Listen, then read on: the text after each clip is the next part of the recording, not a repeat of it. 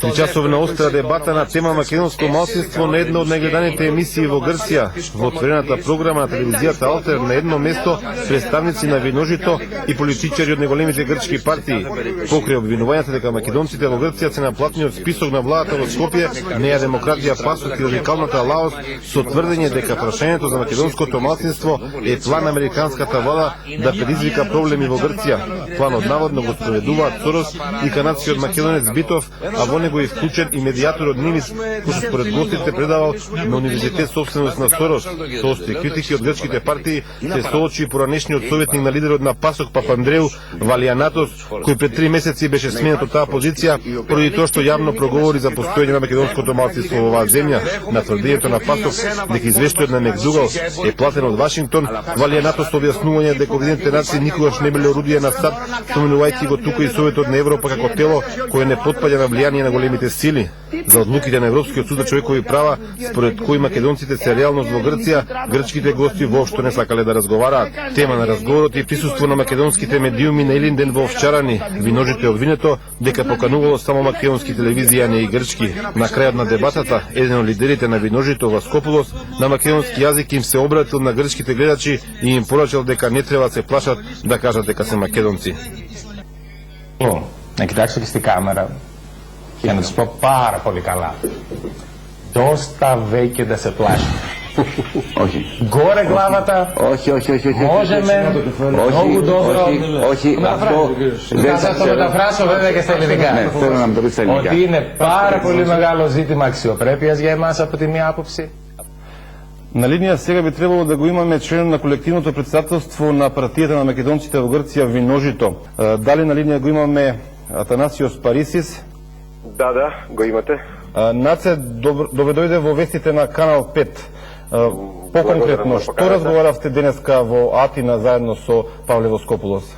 Види, уште работите на предконгресните овие дебати, се во тек, тука сме, јас сега излегов малку од тамо. Тие се предконгресни дебати за формирање на, да речеме, крајните тези на синастизмос, пред да се дојде синастизмос пред изборите за европарламентарните избори, така не?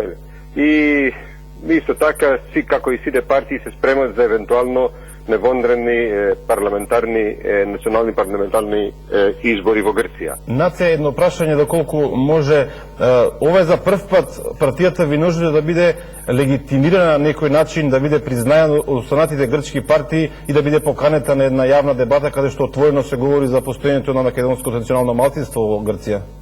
Тоа е вистина. За прв пат една парламентарна партија која учествува во централната политичка сцена во Грција, ни прати официјална покана да учествуваме во тие дебати за формирање на тезите на синастизмос околу прашањата за малцинствата, за човековите права и така натака.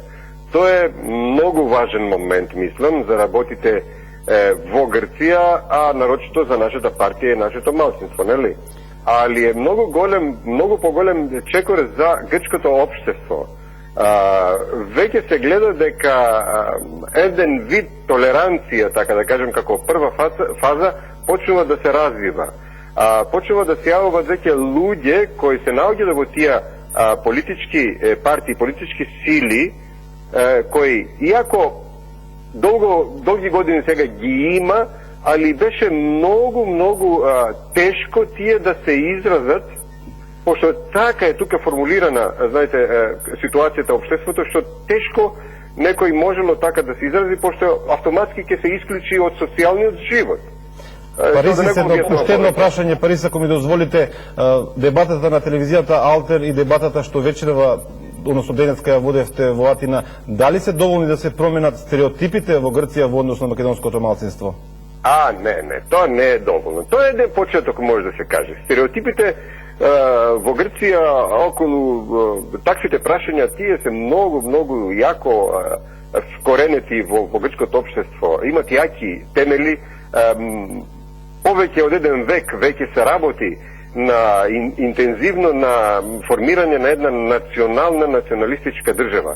Тоа тешко, али никогаш не несправедливо, да речеме тоа. Никогаш не го исклучуваме така тоа ќе стани во Грција.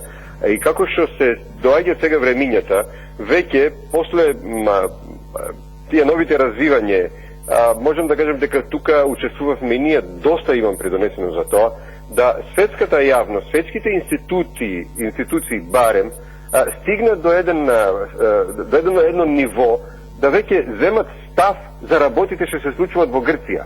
Знаете, тука не се занимаваше никој со Грција што станува внатре.